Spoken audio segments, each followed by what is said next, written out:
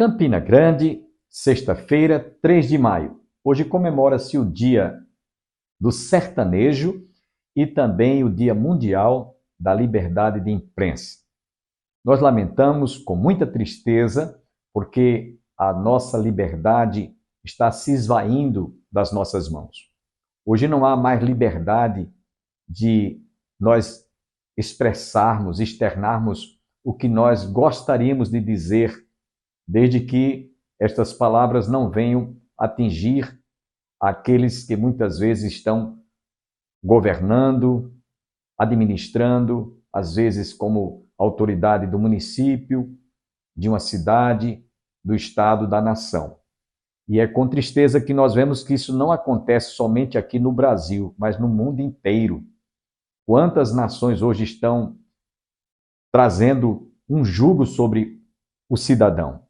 Você não tem mais liberdade hoje de dizer o que gostaria de falar. Portanto, nesse Dia Mundial da Liberdade de Imprensa, nós sentimos profundamente que nós estamos privados de dizer aquilo que gostaríamos de falar, aquilo que nós gostaríamos de mostrar diante de tantas injustiças, diante de tantas ideologias as quais nós não aceitamos, não concordamos, tampouco poderemos ficar calados. Mas lamentamos porque foi como se desse um cala-boca a todos os cidadãos. E diga-se de passagem, como eu disse e repito, não é somente no Brasil, mas no mundo inteiro. Nós não temos mais hoje a liberdade que tínhamos algumas décadas através da mídia, redes sociais. Portanto, nesse Dia Mundial da Liberdade de Imprensa, nós poderíamos dizer pêsames. Logo mais estaremos ouvindo o nosso estimado pastor e professor da Universidade Federal do Rio Grande do Norte, pastor Tarsos. Ele foi o orador da nossa 13ª conferência teológica realizada recentemente em nossa igreja. Portanto, logo mais estaremos a oportunidade de ouvi-lo, bem como o pastor, o cantor Sérgio Lopes, louvando a Deus dentro de instantes. Antes, eu devo lembrar mais uma vez a toda a sociedade campinense, a toda a comunidade evangélica, que a Igreja do Calvário, neste próximo sábado, amanhã, às 15h30, estará realizando um encontro para mulheres. O tema será Mentes Renovadas, mulheres que realmente possam ter a sua mente sadia, saudável. Uma mente que seja transformada. Portanto, espero que você, mulher, esteja conosco. O número de vagas já foi limitado. Porém, você pode participar como assistente, sentadinha lá, participando, ouvindo as palestras que vão ser ministradas amanhã às 15h30 na Igreja do Calvário. Para aqueles que não sabem, a Igreja do Calvário está situada às margens do Açude Velho, confluência com o Parque da Criança, no início do giradouro da Avenida Brasília. Esperamos que você, mulher, esteja presente. Sem perda de tempo, quero deixá-los com o pastor Tarsos trazendo mais uma reflexão sobre o tema que foi tratado, que foi apresentado neste ano sobre a criação, sobre o Deus que se revela através das Escrituras e através da natureza. Espero que você seja profundamente edificado.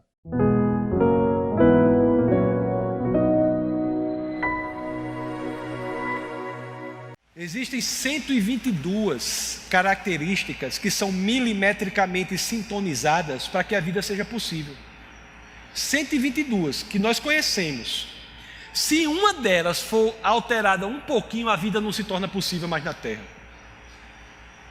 Transparência atmosférica, gravidade, velocidade de expansão na origem do universo. Se a velocidade de expansão na origem do universo for alterada uma parte em 10 elevado a 40, ou seja, são 40 zeros, 0,0040 zeros, 1%, a vida não seria possível, não haveria formação de planetas. A probabilidade de você ter essas 122 condições milimetricamente sintonizadas por acaso é de uma chance em 10 elevado a 138.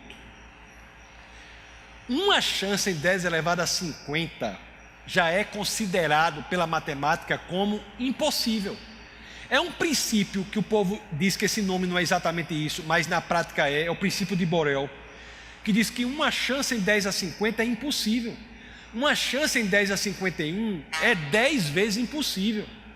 Uma chance em 10 a 52, 100 vezes impossível. 53, 1000 vezes impossível. 54, 10 mil vezes impossível. 55, 100 mil vezes impossível. Quantas vezes impossível eu vou chegar quando eu disser 138? Essa é a probabilidade de existência do planeta como a Terra por acaso.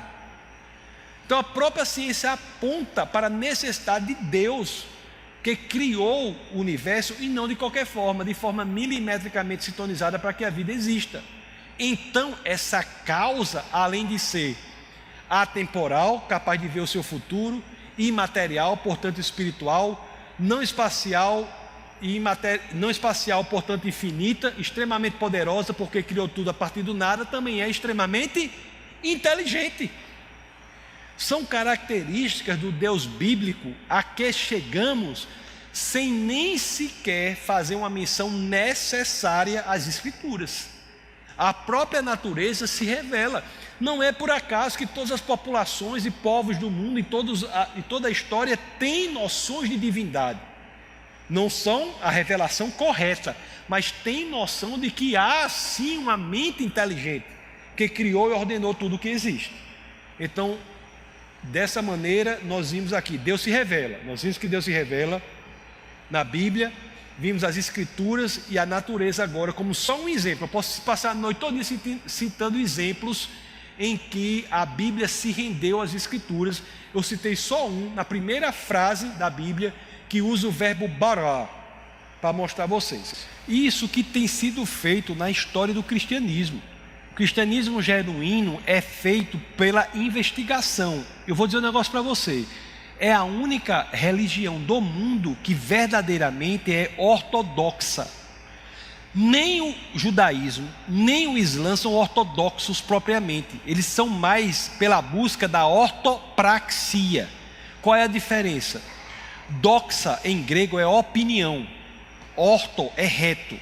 O cristão, ele busca a opinião reta sobre o texto.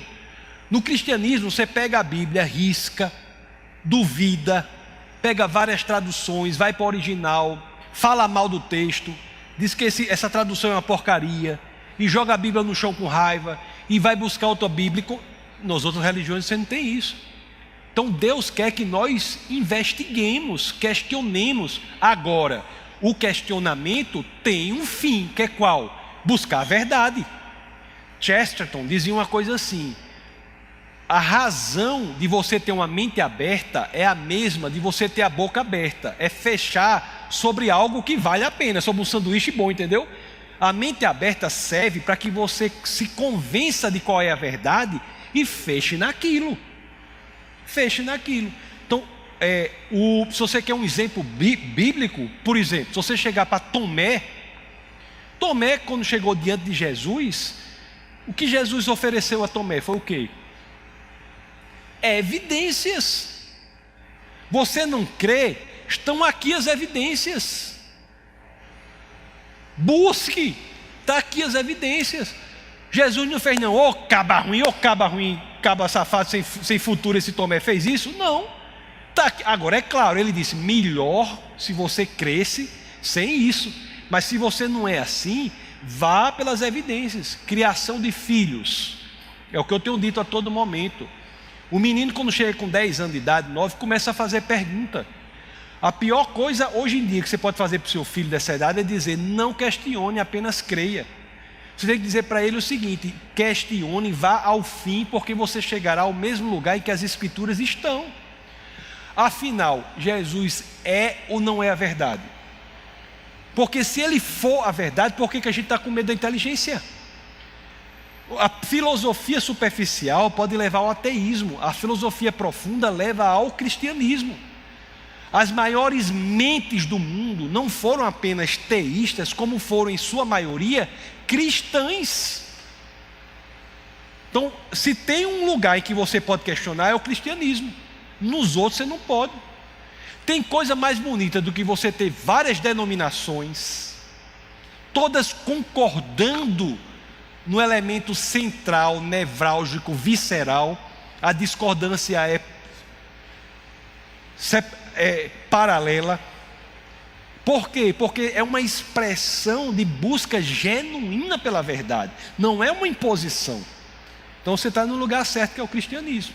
Tem gente que busca a religião por outra coisa. Eu tive um aluno que dizia assim, ele tinha uma ideia que ele dizia assim, não era a verdade, é uma moça, ela disse assim, professor, lá na minha sala na universidade na época, tinha uma janela assim que dava para uma árvore. Ela dizia, professor, eu acho que eu sou Deus, o senhor é Deus, a barata é Deus, o grilo é Deus. Essa parte do grilo eu achei interessante, o grilo ser Deus, né? Aí eu disse para ela, mas assim, que interessante, né? Essa sua maneira de ver o mundo, você acha que todo mundo é Deus, né? É uma espécie de panteísmo tupiniquim. Aí eu disse para ela, tudo bem, agora eu queria uma evidência. Você não é Deus? Eu quero uma evidência. Você podia me dar uma evidência? Você podia, por exemplo, desaparecer aí e aparecer aqui? Eu vi que ela até fechou os olhos e se espremeu assim. Mas quando ela abriu os olhos, ela estava exatamente no mesmo lugar. Então a pessoa é livre para crer no que quiser, mas o cristianismo diz que a crença é com base na verdade, na evidência. O cristianismo se expõe. Então é exatamente isso. Questione. Qual é o perigo? É que o comunismo na universidade vai dizer que você questiona. Esse termo desconstruir é comunista. Nós não somos chamados para desconstruir nada. Nós somos chamados para buscar a verdade. A verdade. Se você está convencido da verdade, fique com aquilo até que você tenha evidência para outra coisa. As pessoas hoje são treinadas a quê? A negarem como um estilo de vida, um hábito. Chegam a absurdidades que são impressionantes, como a ideia, por exemplo, de que um homem pode ser uma mulher. Um homem não pode ser uma mulher, por mais que ele queira. E não pode, não é porque eu não quero não. É porque existe um impeditivo chamado realidade. A realidade impede que um homem seja uma mulher. Um homem pode se tornar um homem efeminado, uma mulher pode se tornar uma mulher masculinizada, mas se você dá a expectativa para uma pessoa, um homem, que ele pode se tornar uma mulher, é você ser cruel com aquela pessoa, porque ela não conseguirá. Um homem não consegue ser uma mulher. Aí hoje, diante da perspectiva que nos é imposta, você tem crenças que não precisam da verdade. Isso não é cristianismo. Você crê numa coisa porque você tem medo, porque está dizendo, você deixa seus filhos entrarem naquilo. Nós iremos falar sobre isso mais amanhã. Daqui a pouco você deixa seu filho falar de uma forma diferente da que é a verdade. Daqui a pouco ele está crendo da forma que ele fala. Entendeu?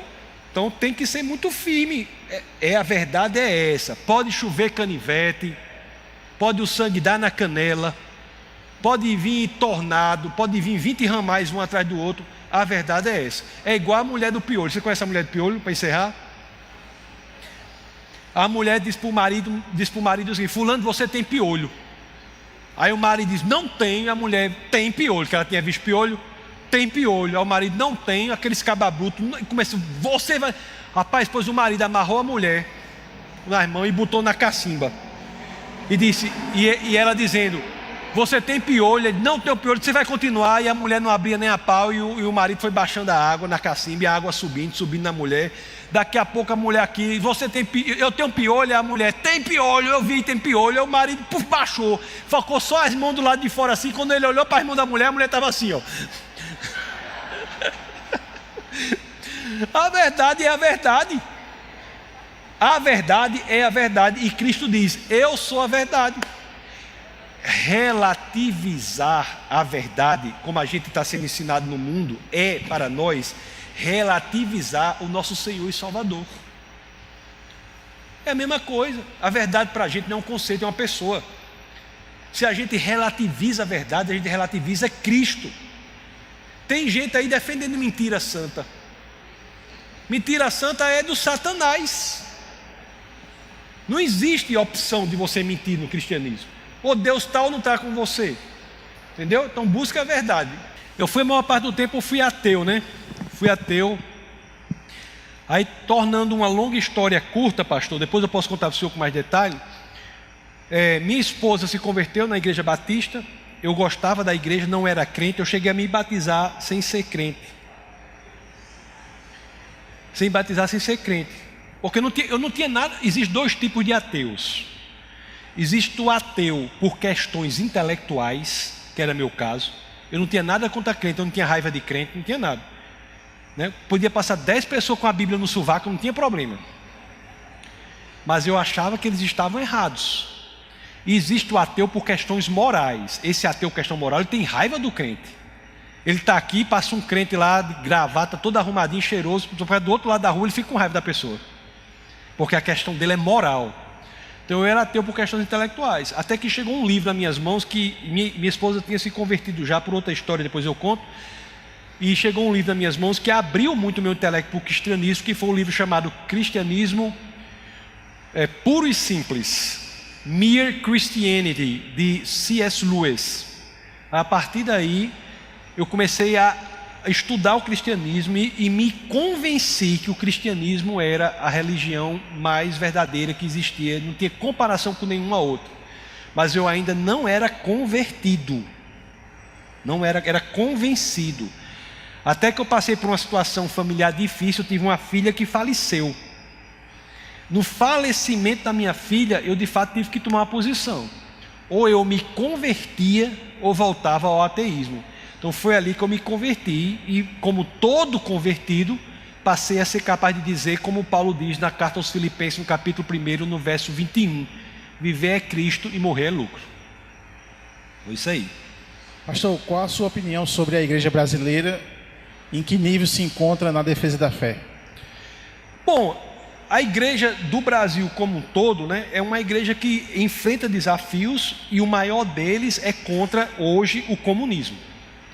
O comunismo tem adentrado a igreja de maneira sutil. A igreja católica está carcomida de dentro para fora pela teologia da libertação, e a igreja evangélica está carcomida de dentro para fora pela teologia da missão integral. Tira-se Jesus Cristo do altar e bota-se a cesta básica. A igreja passa a ser uma ONG, e a palavra do arrependimento, a palavra da conversão, a palavra de que Jesus Cristo é a saída para quaisquer que forem os problemas, fica para segundo plano. Este é o grande desafio. Por quê? Porque existem dois obstáculos aos arroubos comunistas que acometem a nossa nação. Esses obstáculos se chamam família e igreja. Por isso que esses dois núcleos estão sendo fortemente atacados. Nós iremos ver amanhã. A família hoje está atacada. Até nas igrejas por aí a gente vê homens frouxos, muitos homens frouxos. Você vê homens efeminados, frouxos, que não querem assumir o papel de homem, não assume um lar, não assume uma família. Você pergunta para o homem qual é o seu objetivo, o homem diz, eu quero comprar um apartamento pequeno e criar um gato castrado. É isso que o homem quer. Mulheres que querem ocupar o lugar dos homens, o feminismo destruindo as mulheres. Mulher não gosta de feminismo, quem gosta de feminismo é a feminista. As crianças sendo ensinadas a ser desobedientes. O pessoal chega assim e diz, tem gente na igreja que fica preocupado se o filho não é rebelde.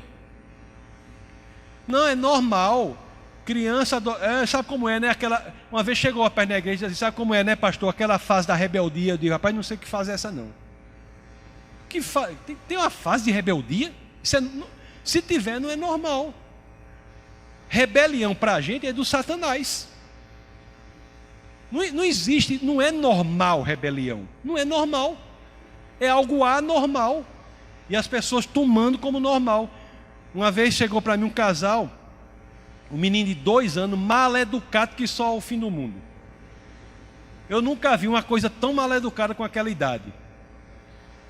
Em vez dos pais botarem ordem no menino, chegar para mim com a história de que, sabe o que é? O médico falou que agora é a chamada primeira adolescência. Eu digo, pronto. O menino com 2 anos não manda em nada, irmão. Os pais não mandam mais em nada. O menino que vai, os pais não educam, mas a gente vai falar sobre isso amanhã. Qual foi o primeiro míssel teleguiado já criado na história da humanidade? Qual foi? A chinela japonesa da mãe. Até curva ela fazia.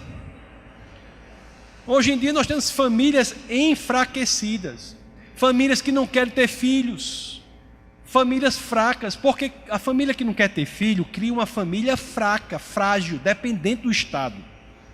Eu estava falando com o irmão aqui que teve o pastor teve 6 filhos, 6 irmãos, né? Uma família com 6 irmãos é uma família forte. Se tiver problema com um, os outros podem um matar o outro internamente. Mas se vier um de fora, tudo se junta. É uma família padrão forte. Aí hoje em dia o padrão de um filho, não sei o quê, aquela família se torna dependente de quem? Do Estado.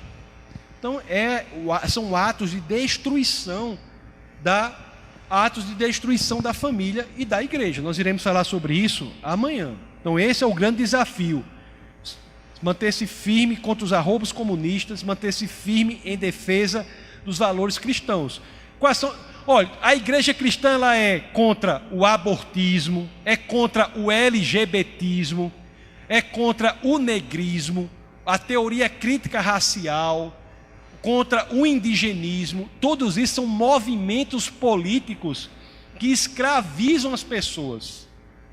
Você vê um país como o nosso, a gente vai ver isso amanhã. E todo canto que eu vou assim, eu olho aqui, a coisa mais bonita do nosso país, eu passar a vista aqui e ver gente de toda cor, toda mistura. Aí tem igreja dizendo que nós vamos fazer curso contra racismo. Num país que é miscigenado. Num país racista, estruturalmente, as pessoas não se miscigenam.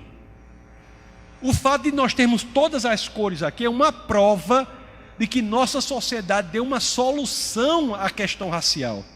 E em vez da gente valorizar isso, quer dividir o povo para dominar o povo, dizer como o povo deve se falar, pensar e agir de acordo com a cor da pele. Então as grandes questões são essas hoje, sobre as quais nós falaremos amanhã. Pastor, o pessoal quer saber sobre as perseguições que você já enfrentou. Perseguição? Como isso aí não enfrentou, não?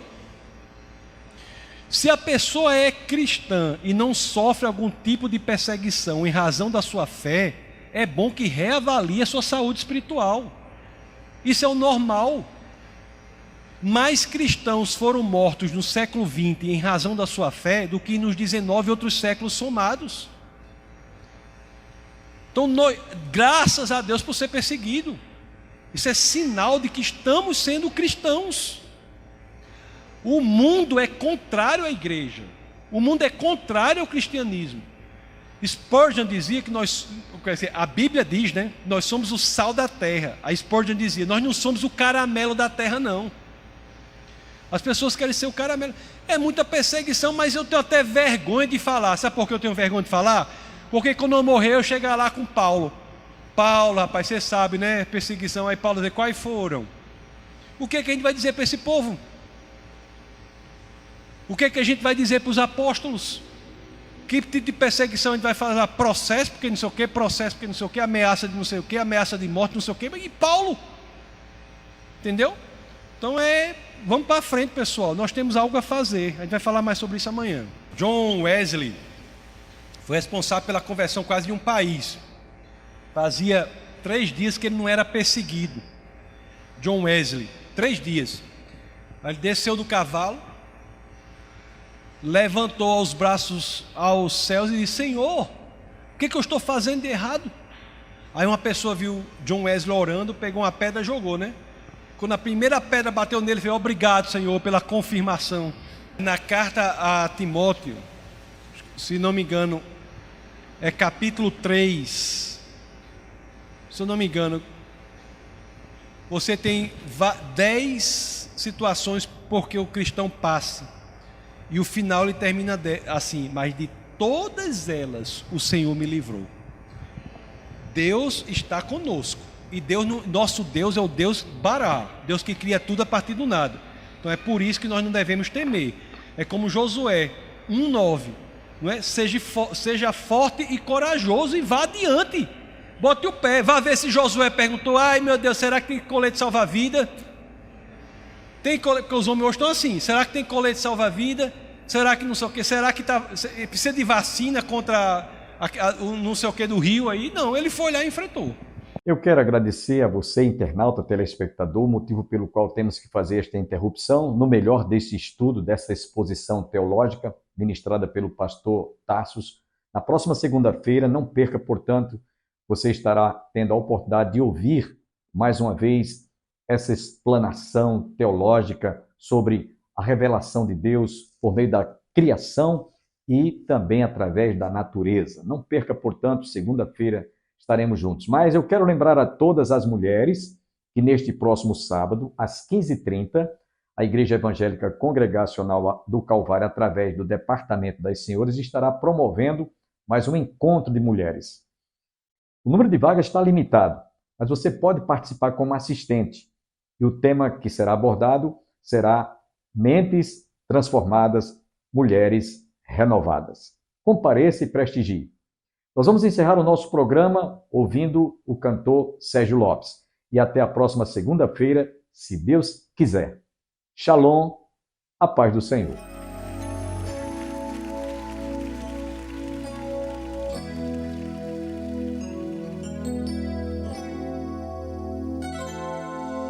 O mundo me deu flores quando lá chegou.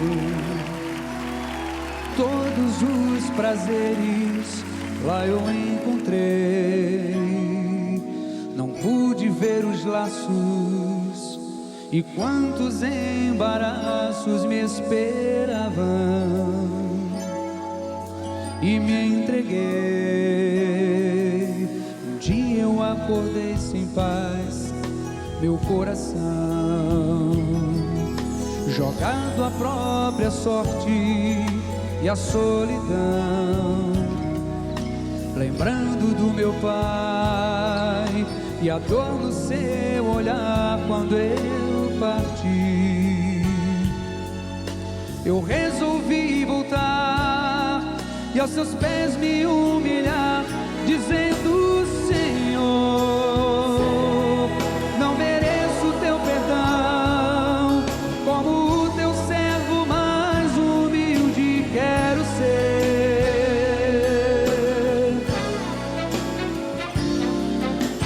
Teu amor só agora percebi, é a riqueza que de todas mais preciso ter.